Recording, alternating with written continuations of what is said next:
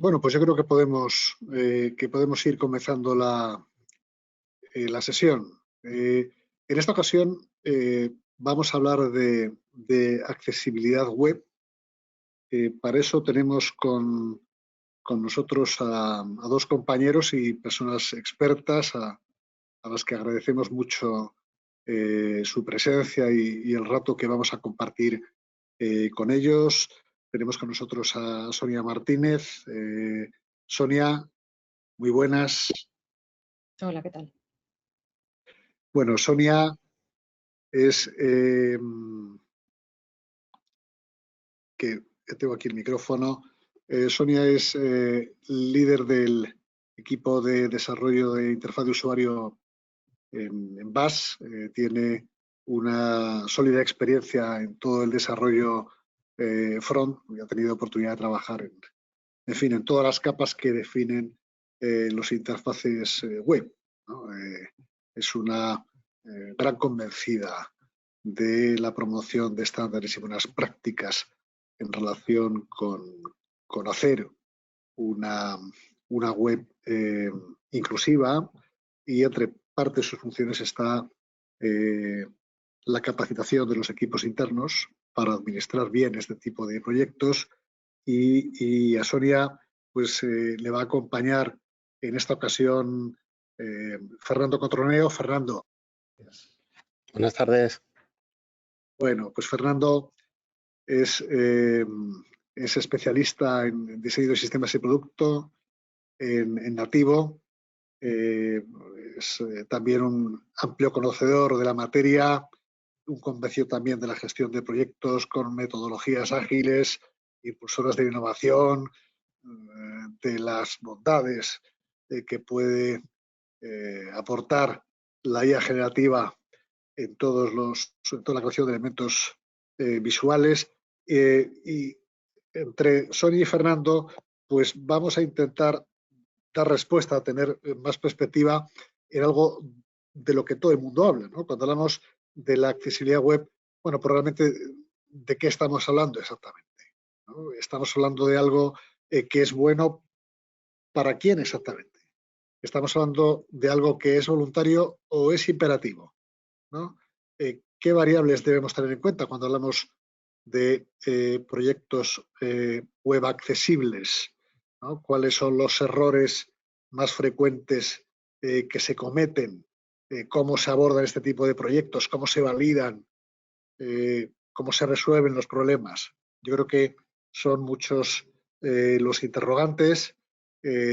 Yo os invito a todos a permanecer atentos a la exposición que van a hacer tanto Sonia como Fernando, y si luego ellos harán una exposición de más o menos media hora, 40 minutos, y yo os invito a que si alguien tiene alguna pregunta, alguna cuestión, bueno, pues que la vaya formulando en el interfaz de la sesión, y abordaremos estas cuestiones pues al final de la exposición. Así que, sin más preámbulo, dando protagonismo a quien realmente lo tiene, pues si os parece, Fernando y Sonia, pues empezamos y muchas gracias. Bueno, hola a todos. Muchas gracias a las personas que asisten en remoto y también aquí, que tenemos un poquito de público. Muchas gracias por venir y por la oportunidad. Y bueno, muy brevemente os voy a contar un poco los tres objetivos principales del webinar, que hemos intentado que sea tanto para perfiles que aterrizan en esta disciplina como algunos más avanzados. Lo primero es que vamos a conocer un poquito la normativa, a mencionarla, sobre todo para tener muy claro el contexto temporal en el que nos encontramos, que es un hito importante. Vamos a pasar después a una parte en la que vamos a poner en valor esa importancia que tiene el diseño y la accesibilidad, que es prácticamente la capa que tiene más responsabilidad. Y también vamos a daros unas directrices prácticas y algunos tips, tanto para desarrollar como diseñar interfaces accesibles y alguna herramienta, sistema de trabajo que, bueno, que en nuestra experiencia nos han venido muy bien. Entonces, bueno, como os comentaba, a nivel de normativa, tenemos un hito importante. Hace tiempo ya salió la Directiva Europea de Accesibilidad y tenemos muy cercana ya realmente la fecha, el 21 de junio de 2025, en la cual todos los productos web digitales que salgan a partir de ese momento, no los que ya estén desarrollados, sino los que salgan a producción a partir de ese momento, tienen que salir cumpliendo las directrices de accesibilidad. Probablemente la mayoría a nivel AA, dependiendo del sector y finalidad. Entonces, bueno, a la hora de ponernos en contexto con la normativa europea, es una normativa que ya tiene su recorrido porque salió la directiva en 2019. Europa da un marco temporal a los países para que adapten esa normativa, entonces cada país hace lo que se llama una transposición y saca su legislación propia. Pero las fechas se tienen que mantener, es decir, tenemos ese hito del 25, a partir del cual pues, bueno, tenemos que lograr ese cumplimiento y más adelante la propia directiva también marca fechas en las cuales otros productos digitales van a tener que adaptarse, los anteriores a 2025, y va a abarcar bueno, pues otro tipo de productos como pueden ser las llamadas de emergencia, terminales de servicio, etcétera, con lo cual tenemos un panorama por delante en el que esos requerimientos pues, van a ser bastante más exigentes, ¿no? Aunque ya lo venían siendo. Al final, todo esto de las normativas suele ser bueno, un poco más arduo, ¿no? Pues sobre todo para los perfiles técnicos que estamos manejando estos proyectos, pero por suerte nos podemos basar en una normativa de desarrollo, con lo cual, bueno, pues tenemos la capacidad de tener unas directrices muy concretas en ese sentido. Al final lo que busca la Directiva Europea es cohesionar todas las normativas que han ido surgiendo para que haya una homogeneidad en los requisitos de todas las aplicaciones. Entonces, en ese afán de unificación, pues se han lanzado las directrices básicas. Tengamos en cuenta que se calcula que alrededor del 16% de la población puede tener algún tipo de discapacidad o puede tener algún tipo de dificultad, de manera que las medidas de usabilidad, accesibilidad, etcétera, también beneficien a esas situaciones un poco más transitorias. Eso al final reporta unos 13 billones de dólares de área de negocio en todo el mundo, con lo cual no solo estamos hablando de una obligación legal, una cuestión de responsabilidad social y obligación moral, por así decirlo, sino que bueno, también tenemos un marco en el que los negocios pues, pueden tener un desarrollo un poquito más amplio si tenemos en cuenta esos factores. Como decía, la normativa técnica en la que nos vamos a basar siempre que hagamos desarrollos web, también de apps nativas, pero principalmente surgió para páginas web, son las WCAG, en este caso las 2.1, que están publicadas por el V3C, que es el Consorcio Internacional para Internet, que regula estándares y que ha estado trabajando en esta normativa ampliamente para estandarizar y dar directrices concretas, técnicas, muy desarrolladas y precisas, de manera que podamos seguir todos esos principios y adaptar tanto los diseños como los desarrollos, etcétera. Posteriormente, bueno, ha salido ya la 2.2, todavía no está considerada un estándar a nivel normativo, pero muy probablemente para el 2025 ya lo podamos aplicar con todas las normativas que, digamos, aplican a cada país. Entonces, tenemos que tener muy claro que al final, por muchas legislaciones distintas, países, etcétera, la gran mayoría se basan en estos principios técnicos, en las WCAG, con lo cual es una fuente de conocimiento a la que tenemos que acudir siempre que queramos aprender accesibilidad. Yo he participado en bastantes proyectos de la mano de esta normativa, en los que he aplicado estas premisas, he trabajado con muchos perfiles de diseño excelentes, pero bueno, cuando comencé a trabajar con FER me di cuenta de que era un perfil que tenía en cuenta consideraciones técnicas y además tenía una predisposición a adaptar todos sus desarrollos, diseños, etcétera, a lo que el equipo de desarrollo le comentase en cuanto a ajustes, mejoras, etcétera. Y esto al final, bueno, no es tan común y ahí fue cuando me di cuenta que la accesibilidad se hace átomo a átomo. De manera que si pensamos en el desglose que tienen los elementos de diseño de una página web o de una aplicación, nos vamos a los sistemas de diseño, que al final bueno, pues son un escenario muy preciso, muy práctico para poder aplicar desde el minuto cero la accesibilidad en los desarrollos. Claro, pues aquí llegamos, pues como estaba diciendo Sonia, a un punto en el que dijimos, vale, ya que estamos atacando el sistema de diseño, estamos trabajando en el sistema de diseño, ¿por qué no hacer un sistema de diseño más allá, que sea accesible?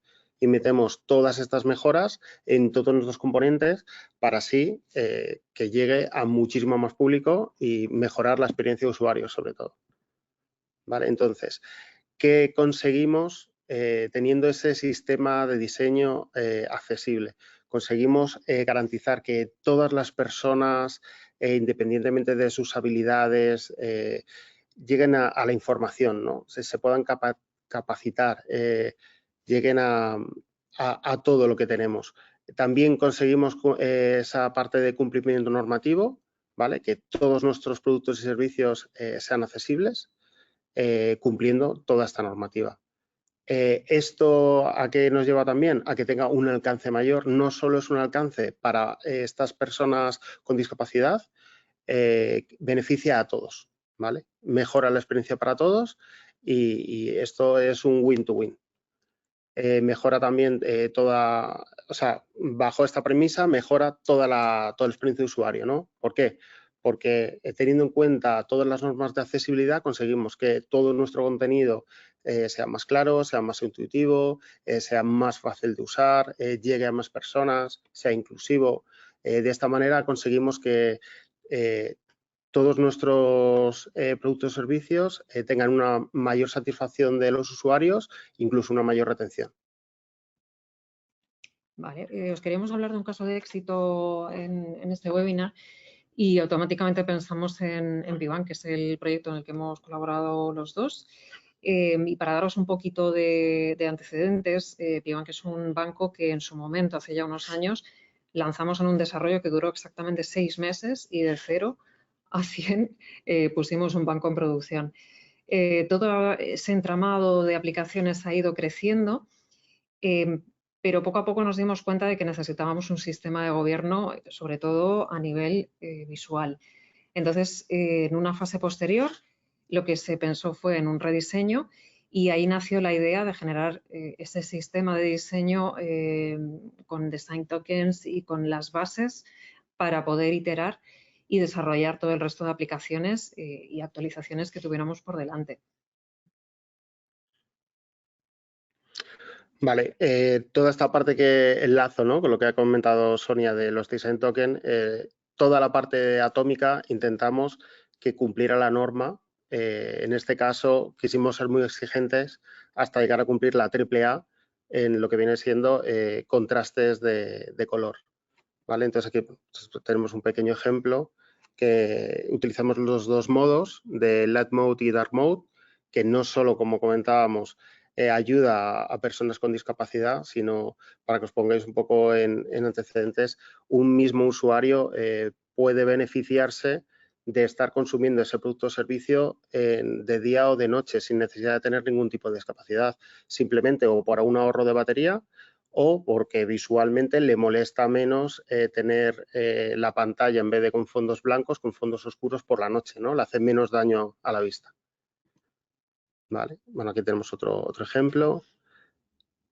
Vale, la parte de tamaños. Lo tuvimos también muy en cuenta. Aquí tenemos un ejemplo de lo que vienen siendo 4 tamaños distintos para iconografía, pero esto es exponencial. También hay que tener en cuenta la jerarquía tipográfica, hay que tener en cuenta distintos puntos para que los usuarios que lo mismo necesitan hacer zoom, que puedan hacer un zoom hasta por 4. ¿Vale? De esta manera estamos cumpliendo la norma. Aquí os ponemos otro ejemplo de cómo lo hemos llevado a distintos componentes, siempre teniendo un label visible, teniendo en cuenta el foco, teniendo en cuenta el orden y lo que os comentaba de los distintos modos de luz, ¿no? Del Dark Mode y del Light Mode. Claro, eso fue el trabajo previo de diseño que, como os he dicho antes, es una capa que tiene mucho peso, pero después teníamos que llevarlo a código, ¿no? Para poder utilizarlo en las aplicaciones. Entonces, de ahí nacieron una serie de librerías front que están sincronizadas con los design tokens que se han generado en este caso en Figma, que es donde hemos trabajado, y donde además se hacen todas las modificaciones de componentes, iteramos, etcétera. Entonces, con esas librerías derivadas del sistema de diseño, al final lo que logramos es una coherencia entre todas las aplicaciones, entre todos los nuevos desarrollos, incluso entre desarrollos de distintos países de la misma marca, porque al final centralizamos esas definiciones y realmente es un ejercicio muy importante que beneficia mucho a toda la parte de accesibilidad, ¿no? Que ese gobierno visual y también que aborda otras capas que no son visuales, esté centralizado y cada cambio esté meditado y sincronizado además con las librerías.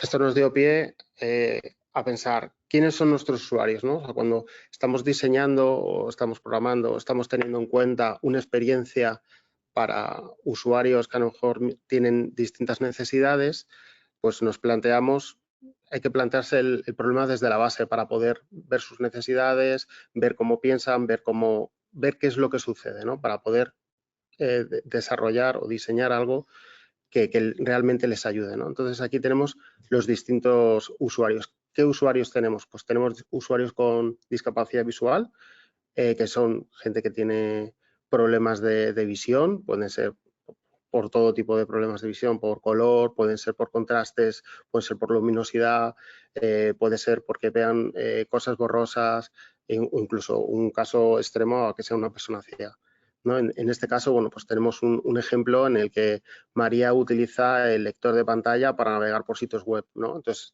esto le está ayudando a tener una información clara, que le llega, que sea accesible para ella, ¿vale? En este otro caso sería una discapacidad auditiva, en el cual también podrían tener dificultades para escuchar parcialmente o directamente ser sordos. En este caso sería Juan, pues por ejemplo depende de subtítulos y transcripciones en vídeo, pues para poder obtener todo ese tipo de información.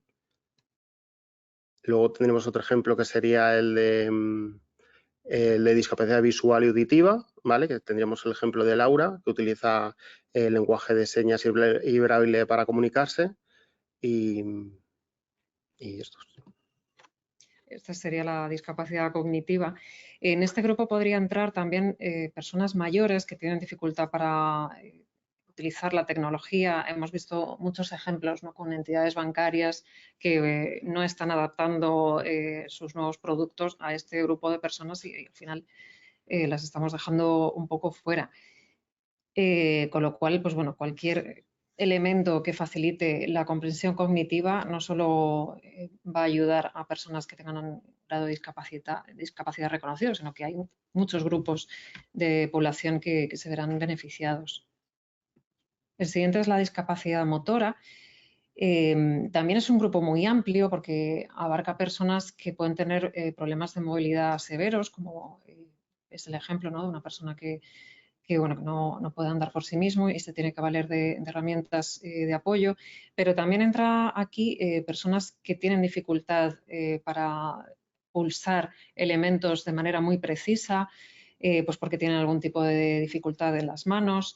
Nosotros mismos, si en un momento dado tenemos un accidente y estamos escayolados de un brazo, o incluso personas que no pueden utilizar elementos como un ratón, tienen que valerse o bien del teclado o incluso de elementos que son punteros que se utilizan de diversas maneras, o bien con un aro en la cabeza, incluso a través de soplidos, a través del movimiento de la pupila.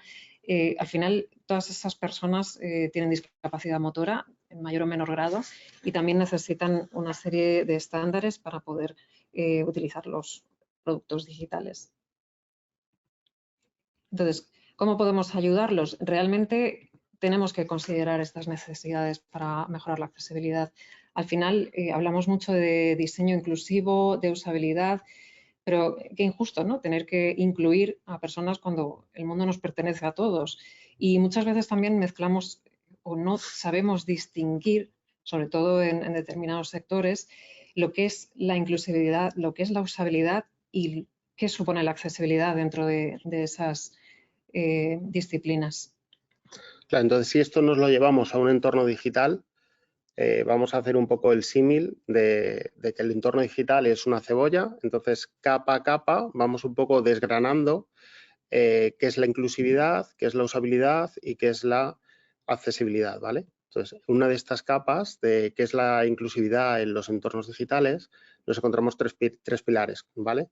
El que sea equitativo y diverso, el que sea representativo y respetuoso y el que sea sensible y empático, ¿vale? Equitativo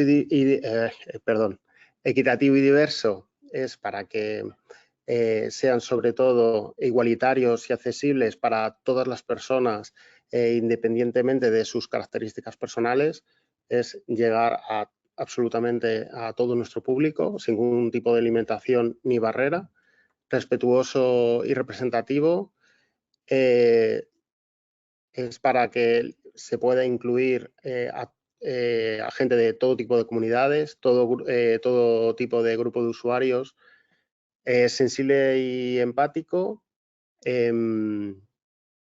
Diseñamos con sensibilidad y empatía hacia las experiencias y necesidades de todos los usuarios, especialmente aquellos que puedan ser vulnerables. Vale, en esta otra capa tenemos la usabilidad, ¿vale? Que es la usabilidad dentro de los entornos digitales. Igual tenemos tres pilares, que sea eficiente y efectivo, satisfactorio y agradable y accesible y transparente, ¿no? Pues eficiente y efectivo, que el contenido de la web y la app esté disponible para todos, que no haya ningún tipo de barrera. Satisfactorio y agradable, que la funcionalidad pueda ser operada desde cualquier persona, incluyendo personas con discapacidad, como comentaba antes Sonia. Accesible y transparente, que sea tanto la información como las funcionalidades fácilmente accesibles y comprensibles para todo el grupo de usuarios para el que nos estamos dirigiendo. Bueno, en cuanto a la accesibilidad, para describirla nos hemos basado en los 4 principios que están recogidos en las WCAG, en esa normativa de desarrollo que os he comentado antes. Entonces, siempre se dice que una aplicación tiene que ser perceptible, operable, comprensible y robusta. Y son conceptos un poco abstractos, dichos así, pero realmente todos esos principios se pueden bajar tanto a diseño como a código, se pueden hacer tangibles, ¿no? Perceptible es cuando el contenido está disponible y puede ser percibido no solo a nivel visual, sino también a través de herramientas de apoyo, lectores de pantalla, etcétera. Operable es que cualquier elemento de una aplicación pueda ser usado en cualquier condición o casi en cualquier condición para cualquier usuario. Es decir, tengo ratón, no tengo ratón, lo que hablábamos antes, ¿no? de la capacidad motriz, y que no sea un obstáculo el hecho de carecer de un determinado hardware o utilizar alguna herramienta de apoyo nuevamente. Comprensible, sobre todo es un ejercicio de usabilidad y de inteligencia cognitiva, es decir, simplificar las cosas hasta el punto de que la mayor parte del público pueda utilizar de una manera intuitiva y comprensible, que sea fácil utilizar nuestros productos. Ahí realmente los expertos en usabilidad son los que tienen que tener esa capacidad, ¿no? de ponerse en el lugar de todo tipo de usuarios. Y en cuanto a robusto, aquí estamos hablando casi específicamente de código, porque una aplicación robusta tiene que ser compatible con tecnología, por ejemplo, navegadores, no solo la última versión del navegador, sino también versiones anteriores, varios tipos de navegador, vamos, el máximo posible.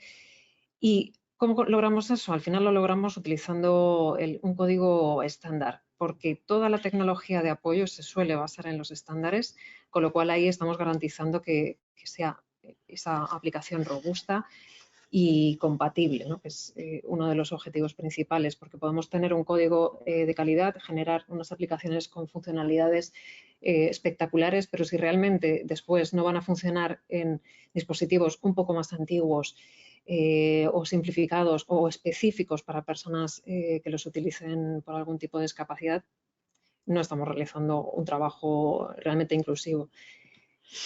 En cuanto, bueno, aquí os queríamos explicar también para que os sonase el término, que la accesibilidad digital se expresa también en este acrónimo que se lee como ALI. Es un numerónimo que significa accesibilidad y, bueno, sonará también, por ejemplo, el I18N, que es un acrónimo de internacionalización. Entonces, aquí lo que hacemos es acortar esos 11 caracteres que están entre las dos letras del inicio y del final y obtenemos ese acrónimo que se lee como ALI y lo veréis bastante en recursos, información, etcétera, para que tengamos en mente ese término también. Aquí pasaríamos un poco ya al día a día, ¿no? de la creación de un producto accesible, el proceso en el cual ya estamos pensando en el producto, ya estamos aterrizando funcionalidades y empiezan a interactuar las distintas capas, ¿no? Los perfiles que estamos implicados en ese proceso. Entonces, ¿qué es lo habitual o lo tradicional en los proyectos que implican diseño y desarrollo? Lo normal es una etapa inicial en la cual el diseño está definiendo una serie de pantallas, funcionalidades, etcétera. Hay veces que eso empieza simultáneamente con el desarrollo de capas un poco más abstractas, pero lo normal es que en un determinado momento se lleva a cabo un hito de handoff, de entrega de esos diseños y a partir de ahí empieza la capa de desarrollo. Muchas veces ni siquiera está integrado dentro del mismo equipo, sino que es una agencia que se encarga de generar esos diseños, te los entrega y bueno, tienes que empezar a generar los desarrollos y a lo mejor no has entendido bien qué es lo que te han definido visualmente, lo interpretas de una manera que no estaba en la cabeza del perfil de diseño, entonces se genera realmente un cisma porque esas dos capas no están trabajando en paralelo, no han hablado entre ellas y no es el mejor sistema para generar productos de calidad y desde luego la accesibilidad también se puede ver comprometida. Normalmente no es lo habitual, pero utilizando un poco la cabeza y generando conciencia en ese sentido, en proyectos más recientes hemos visto que las capas de diseño y de desarrollo son más eficaces cuanto más de la mano trabajan. Un diseño se empieza inclusive desde los tokens, que son los átomos que componen las bases del diseño, teniendo en cuenta los criterios técnicos de desarrollo, los requisitos de la aplicación y el look and feel que el cliente, derivado de su marca, quiere obtener. Y con ese flujo que realmente es un viene y va de comunicación continuo, es cuando se generan componentes, páginas, productos digitales coherentes que tienen sentido, que no son imposibles, que no son incompatibles con el desarrollo de la tecnología, porque al final el objetivo de una aplicación web va a ser un navegador y un navegador no admite todo, tiene una serie de normas, códigos, etcétera, estándares. Entonces hay que tener eso muy en cuenta. Y es verdad que hay desarrolladores que ya tienen en mente y en consideración todos esos aspectos técnicos, el medio para el cual están desarrollando y los requisitos, pero muchas veces se nos escapan flecos. Por eso es muy positivo que en las definiciones y los desarrollos, los diseños sobre todo, estén implicados perfiles técnicos y perfiles de diseño, porque ese lenguaje y ese diálogo es el que va a hacer que seamos mucho más eficaces y evitemos retrabajos, iteraciones y bueno, muchos vaivenes que hemos vivido todos, yo creo, en el día a día de los proyectos. Queríamos aquí hacer mención brevemente de, bueno, nosotros solemos trabajar en Figma, aunque ahí existen otras herramientas y al final es una filosofía de trabajo, pero cuando salió el hito del modo desarrollador en Figma, sí que nos dimos cuenta de que nos solventaba mucha problemática de coordinación y cohesión entre los diseños y el código que finalmente salía, porque realmente automatiza y genera código a través de plugins o del mismo DevMode. Y es una recomendación que os hacemos, que siempre que podáis utilicéis este modo en Figma o algún equivalente de herramientas que también generan algunos assets y facilitan el trabajo en ese sentido. Sí, como os comentaba Sonia, al estar trabajando unidos diseño y desarrollo de una forma iterativa, conseguimos no solo llegar a un producto o servicio con éxito, sino como que planteamos el el entorno ideal, ¿no? El entorno ideal para nosotros es que diseño y desarrollo vayan de la mano para desarrollarlo todo, pero que no se pruebe en diseño o que solo se pruebe en desarrollo, sino que se pruebe en un entorno de prueba real, que se testee con nuestros usuarios, súper importante. Todo tipo de usuario que vaya a utilizar nuestro entorno debería ser testeado, ¿no? Con sus necesidades y sus desarrollos, todo lo que se necesite, y que sea ese punto en el que se valide. O sea, que no se valide el diseño, se valide el desarrollo, no, se valida en el entorno de prueba y se valida, son nuestros usuarios los que lo validan, y ahí es donde vemos si está ok, perfecto, continuamos otra cosa. ¿Qué es cao? No pasa nada, se itera, se soluciona y se ve qué es lo que hay que iterar. Si la parte de diseño, si la parte de desarrollo, es un proceso en el cual ganamos todos.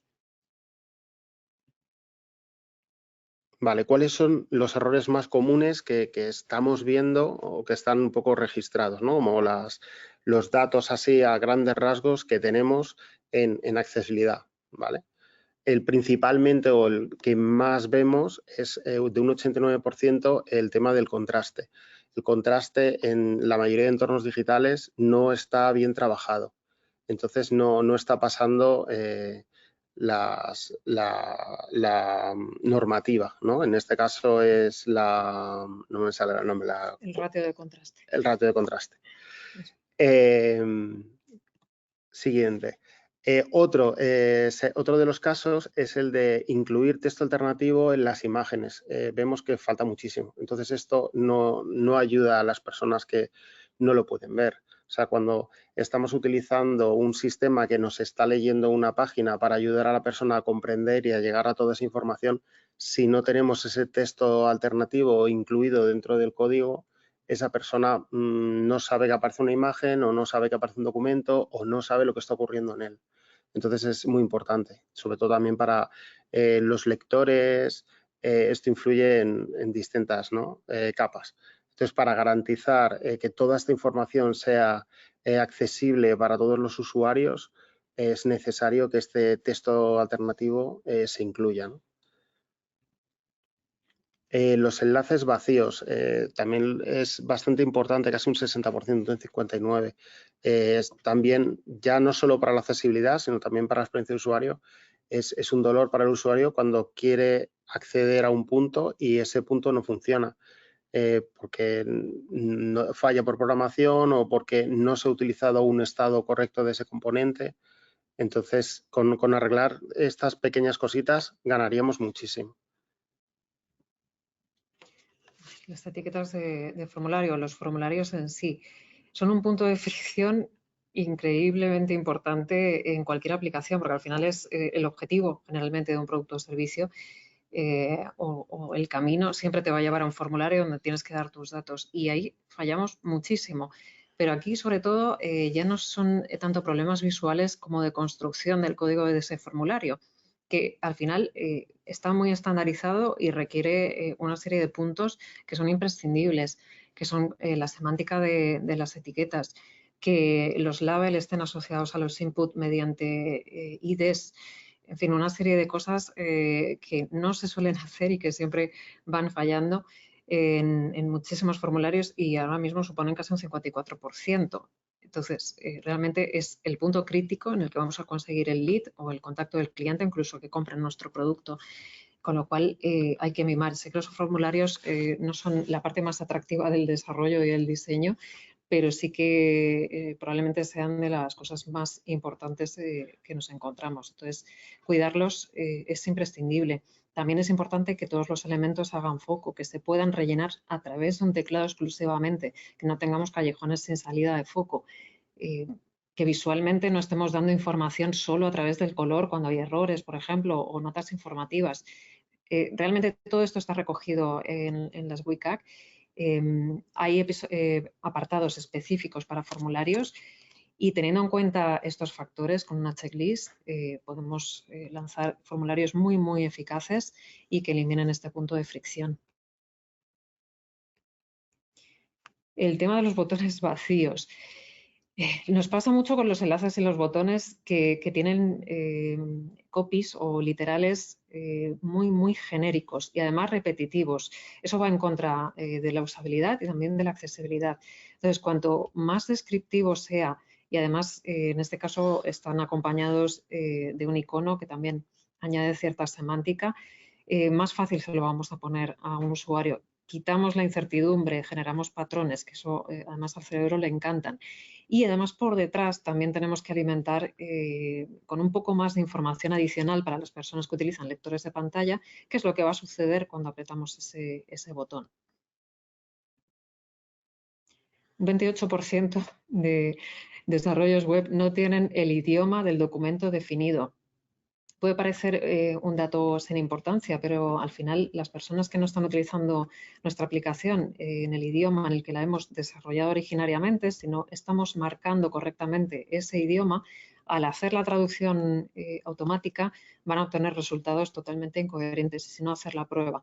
Quitad esa metaetiqueta en alguna de vuestras aplicaciones y pasad un traductor, el de Google o el que queráis, y veréis que realmente es difícil comprender. Queríamos poner estos datos en la palestra porque realmente son 5 o 6 factores que mejoran la experiencia de la accesibilidad exponencialmente. No es necesario tener en cuenta de principio a fin la normativa de desarrollo, sino que esos son los errores más comunes. Teniendo el foco en esas cuestiones, haciendo una checklist un poquito más básica, conforme vamos generando los desarrollos, vamos a mejorar exponencialmente y probablemente estamos ya en un grado de cumplimiento de la accesibilidad bastante alto. Vale, ¿cómo un diseñador puede mejorar la accesibilidad cuando se enfrenta a un proyecto de estas características, ¿no? Pues principalmente pensando en, como comentaba antes, centrándonos en las personas, conociéndolas, haciendo research con ellas, testeando con ellas, poniendo el usuario en el centro. Tenemos que iterar con él, tenemos que testear con él, tenemos que entender todas sus necesidades para poder diseñar para ellos. No podemos olvidarnos de ellos. Necesitamos que la experiencia esté un poco cerrada y para estar cerrada tenemos que entenderles, tenemos que escucharles, tenemos que ver cuáles son sus necesidades. Vale, aquí os he puesto un poco unas herramientas que son, nosotros como estamos ahora trabajando con Figma, son unos plugins que nos ayudan bastante con todo este tema de accesibilidad. Este en concreto nos ayuda mucho a calcular el contraste del color. También tiene una parte de simulación de visión. Lo que comentaba antes Sonia también del orden del enfoque, que es súper importante tener claro, como por ejemplo en un formulario funciona un tab, cómo va cambiando, eso es súper importante, ¿no? También hace sugerencia de textos alternativos, lo que habíamos visto antes también, de que las imágenes tienen que tener un texto alternativo identificable. Y también te hace un análisis tipográfico en base a las proporciones, ¿no? A las alturas y ver si realmente en el dispositivo en el que lo vas a mostrar se muestra correctamente o no. Este otro plugin también es muy interesante, sobre todo por el simulador de visión, es muy potente. Visualmente ves enseguida, en función del tipo de visión de la persona, te hace distintos modos, entonces ves si lo que se está proponiendo en diseño funciona o no funciona, qué ve, es bastante potente. ¿Vale? También te hace el orden del enfoque y también te hace una sugerencia de textos alternativos. Y por último, este le he querido añadir porque es muy potente, también te hace el contraste de color, simulación de visión, orden de enfoque, te hace también las sugerencias de texto alternativo, pero sobre todo es muy interesante por el checklist que hace de accesibilidad. Te hace un escaneo de todo el diseño, entonces te va diciendo lo que cumple y lo que no cumple con sugerencias. Y te va diciendo el nivel, si pasas una A, si pasas una AA, si pasas una AAA. Entonces es muy interesante este plugin. Esta es mi parte. Me encuentro muchas dudas en desarrolladores junior y no tan juniors que no saben por dónde empezar cuando tienen que abordar la accesibilidad en sus desarrollos.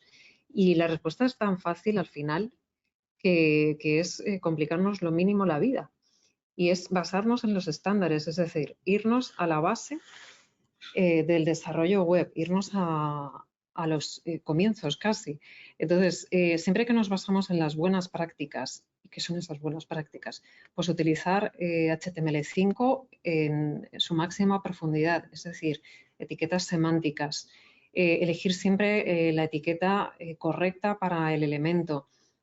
Es realmente una ganancia de un 80% y sin complicarnos la vida estamos haciendo un código que muy probablemente sea legible por cualquier tipo de software de apoyo, lectores de pantalla, incluso los nativos de los mismos sistemas operativos.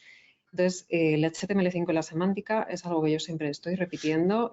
Al final es una curva de aprendizaje muy sencilla y dominando ese lenguaje tenemos un nivel de cumplimiento muy, muy alto. Es verdad que no soluciona el 100% de situaciones referentes a la accesibilidad y de cara a eso nació una especificación concreta de HTML que se llama WYARIA, que está desarrollada también por el V3C, que lo que hace es enriquecer el HTML y veremos un poquito de eso más adelante. Pero vuelvo a hacer hincapié, el HTML ya es accesible, pero tiene que estar bien hecho. Al final, simplificando muchísimo, una página web no deja de ser un documento enriquecido. Estamos mostrando información. Es verdad que luego hay muchas interacciones, hay funcionalidad, pero la base es el HTML. Entonces, cuanto mayor calidad le demos a ese código, más robusta va a ser nuestra aplicación y, por lo tanto, vamos a estar garantizando esa compatibilidad. Y vosotros diréis, bueno, ¿y en qué me baso? ¿Cómo hago para no tener que estar comprobando de memoria si estoy utilizando la etiqueta correcta? Tenemos herramientas que por suerte nos ayudan de una manera bastante ágil. Lo principal es que tenéis que validar el HTML. Tan simple como iros a la página web del V3C y tenéis un validador que os va a escanear todo el código y os va a dar información tag por tag, atributo por atributo, incluso de estructura, para ver si vuestro documento es válido. En el momento en que vosotros estáis resolviendo todos esos warnings, todos esos errores, ya estáis mejorando el código y realmente os va a ayudar muchísimo en evitar errores futuros.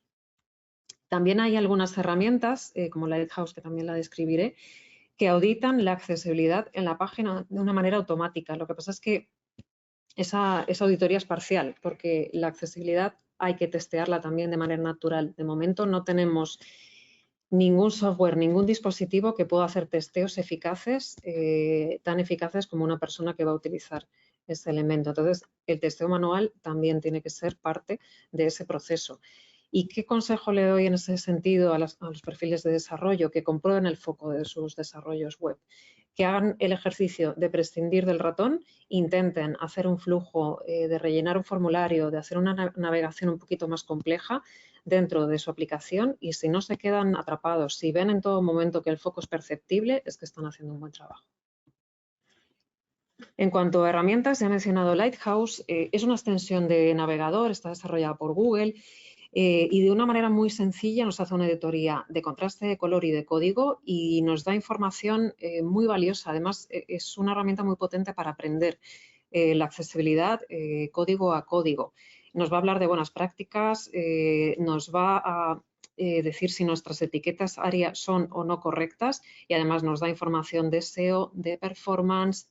Bueno, es realmente sencilla y bastante completa. Hay muchísimas extensiones que podemos utilizar, pero bueno, yo para empezar suelo recomendar esta. También quería pasaros este recurso, es una página web que es Magenta Ali, que me parece súper interesante para perfiles que empiezan o perfiles que quieren tener muy claro cómo auditar su código, porque te describe los requisitos que requiere cada componente, cada etiqueta de HTML y además también tiene tutoriales sobre cómo testear la accesibilidad, aplicaciones nativas. Es un recurso muy, muy completo y que recomiendo que visitéis en profundidad. Y en cuanto al WYARIA, lo que comentaba antes, no quería dejarlo pasar porque al final es una extensión del HTML que está pensada específicamente para personas que utilizan lectores de pantalla y sobre todo nació a raíz de las SPA, de las páginas dinámicas que en lugar de hacer un salto de URL, lo que hacen es cambios de contexto dentro de la propia página. Si no etiquetamos bien esos cambios de contexto, el usuario que está utilizando un lector de pantalla no se entera de qué está ocurriendo en pantalla, con lo cual el Why Area, que es añadir semántica adicional, marcar elementos que cambian para que el lector esté a la escucha y bueno, una serie de atributos muy útiles, es esa extensión para darle ese punto de calidad a las aplicaciones y que tengamos un cumplimiento de accesibilidad realmente útil. También os digo, hay que utilizarlo bien o no utilizarlo. Es mejor que os apoyéis en la semántica del HTML teniéndolo muy claro y si además empezáis a dominar el Why Area, incorporarlo. Pero tened en cuenta que las etiquetas ARIA anulan el HTML nativo, con lo cual hay que tener mucho cuidado con ellas. Bueno, llegamos a las conclusiones. Sí. La principal, que la accesibilidad nos beneficia a todos, que es una responsabilidad de todos los perfiles desde el inicio, desde que se está firmando la oferta hasta que se está testeando ya en producción, pero que realmente es un concepto y es una filosofía que nos va a beneficiar a todos y esperemos que tardemos mucho en necesitar ese tipo de ayudas, pero que todos hemos vivido situaciones con muchísima luz en la que no vemos nuestra pantalla, conduciendo que no podemos manipular el móvil y no debemos, con lo cual cualquier ayuda que promueva la accesibilidad nos va a servir a nosotros, a todos, toda la sociedad de ayuda. Sí, otro punto muy importante que hemos querido aquí destacar es que el punto de inicio no tiene que, o sea, tiene que ser en el diseño.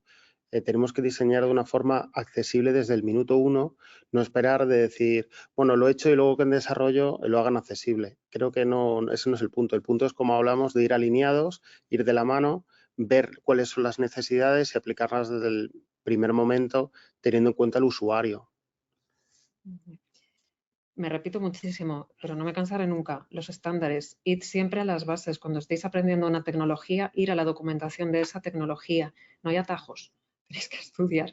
Pero realmente el conocer una tecnología desde la base y siguiendo las premisas que están definidas por entidades regulatorias es la mejor forma de ser un buen desarrollador. Y yo también me repito, testeo. Conocer a nuestros usuarios y testear con ellos es fundamental. Tener usuarios reales, enfrentarnos a sus dolencias, enfrentarnos a lo que les preocupa, enfrentarnos a todas esas barreras que tienen y a través del diseño y el desarrollo darles una herramienta para que les llegue toda la información. Y muchísimas gracias. Muchas gracias. Bueno, pues muchas gracias por la exposición. Todavía nos quedan 4 minutos para no irnos mucho del horario comprometido. Tenemos alguna pregunta. Voy a anunciar una. Por ejemplo, nos preguntan alguna recomendación específica a la hora de diseñar dispositivos de asistencia, como lectores de pantalla o teclados alternativos. Diseñar. Para diseñar.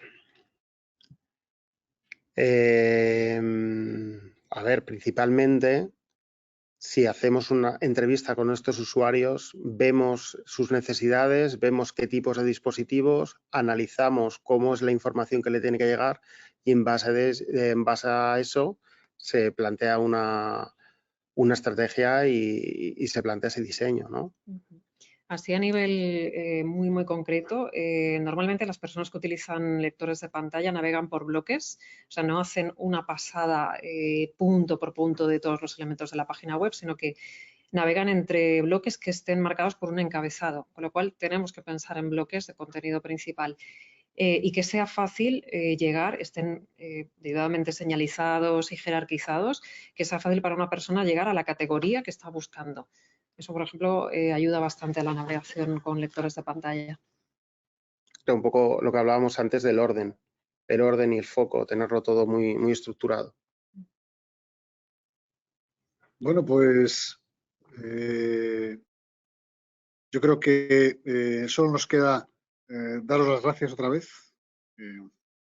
Sonia y Fernando, la verdad es que es un tema apasionante y que va a marcar, yo creo, en los próximos años, ¿no? Porque no solo porque es imperativo, sino porque es conveniente también. Así que celebrando que trabajamos todos por un mundo más conveniente, os emplazamos a todos a una próxima sesión y muchas gracias de nuevo. Gracias a todos. Muchas gracias.